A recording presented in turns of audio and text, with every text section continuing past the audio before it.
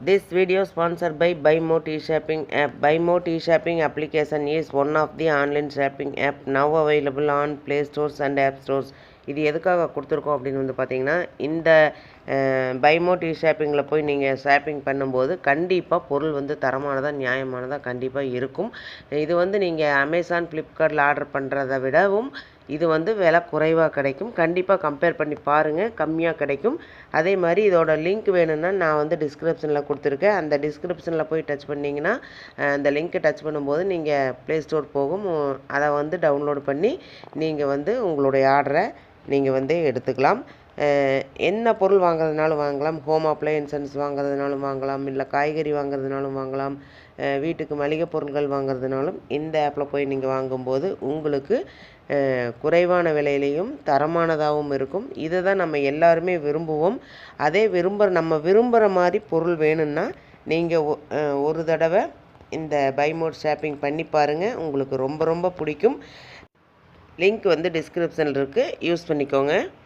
Welcome to my channel. இன்றைக்கி என்ன பார்க்க போகிறோம் அப்படின்னா, 100 ஆண்டுகளில் இல்லாத ஒரு பாதிப்பு, ட்ரம்ப்னால் ஆடிப்போன பொருளாதாரம், பேரழிவு ஏற்படுங்கிறத சொல்லியிருக்கிறாங்க. புது வார்னிங் வந்து என்ன அப்படிங்கிறத பற்றி இந்த வீடியோவில் பார்க்கலாம். வாங்க வீடியோக்குள்ளே போகலாம்.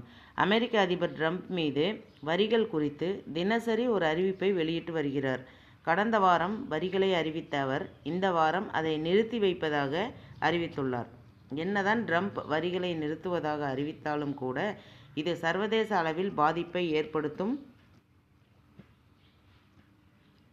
ஏற்படுத்துவதாக இருக்கிறது. மேலும் அமெரிக்க மக்களும் கூட இதனால் மிகப்பெரிய பிரச்சனையை எதிர்கொள்கிறார்கள். அமெரிக்க அதிபர் ட்ரம்ப் கடந்த வாரம் திடீரென உலகின் பல்வேறு நாடுகள் மீதும் ரெசிப்ரோக்கல் வரியை அறிவித்தார். இந்தியா, சீனா, வங்கதேசம், இலங்கை என எல்லா நாடுகள் மீதும் ட்ரம்ப் வரிகளை அள்ளி வீசியிருந்தார். இது சர்வதேச அளவில் ஒரு வணிக பதற்றத்தை ஏற்படுத்தும் என அஞ்சப்பட்டது. இதற்கிடையே கடந்த புதன்கிழமை திடீரென வரி விதிப்பை 90 நாட்கள் நிறுத்தி வைப்பதாக ட்ரம்ப் அறிவித்தார். அதனால் அவர் எல்லா நாடுகளுக்கும் வரியை நிறுத்தவில்லை. சீனா தவிர மற்ற நாடுகளுக்கு வரியை நிறுத்துவதாக அறிவித்த ட்ரம்ப் சீனாவுக்கான வரியை 100% மேல் உயர்த்தினார். மற்ற நாடுகள் மீதான வரியை ட்ரம்ப் நிறுத்தி வைத்துள்ளது முதலீட்டாளர்களுக்கு நிம்மதியை அளிக்கலாம். ஆனால் சீனா மீது ட்ரம்ப் கடுமை காட்டியுள்ளது வணிக பதற்றத்தை அதிகரிப்பதாகவே இருக்கிறது. மேலும் இதனால் அமெரிக்காவின் சராசரி வரி என்பது 100 ஆண்டுகளில் இல்லாத அளவுக்கு உச்சம் தொட்டுள்ளது. அதாவது உலக நாடுகள் மீதான வரியை அறிவித்தது மட்டுமன்றி ஸ்டீல், அலுமினியம் மற்றும் ஆட்டோமொபைல் இறக்குமதிகளுக்கு ட்ரம்ப் தனியாக வரிகளை அறிவித்திருந்தார்.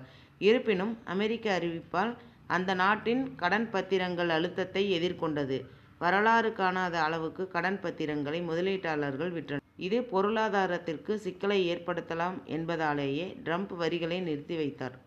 ஆனால் சீனா மீதான வரியை மட்டும் அதிகரித்ததால் இப்போது சீனாவில் இருந்து அமெரிக்காவுக்கு செல்லும் பொருட்கள் குறைந்தது 145% வரிகளை எதிர்கொள்ள வேண்டியிருக்கிறது. ட்ரம்ப் முதல் முறையாக அதிபராக இருந்தபோது $380 மில்லியன் மதிப்பிலான இறக்குமதிக்கு மட்டுமே வரியை அறிவித்திருந்தார். ஆனால் இப்போது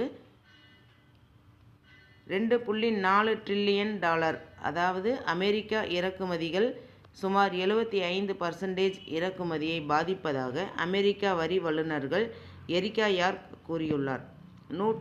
நூற்றாண்டில் இல்லாத ஒரு வரி.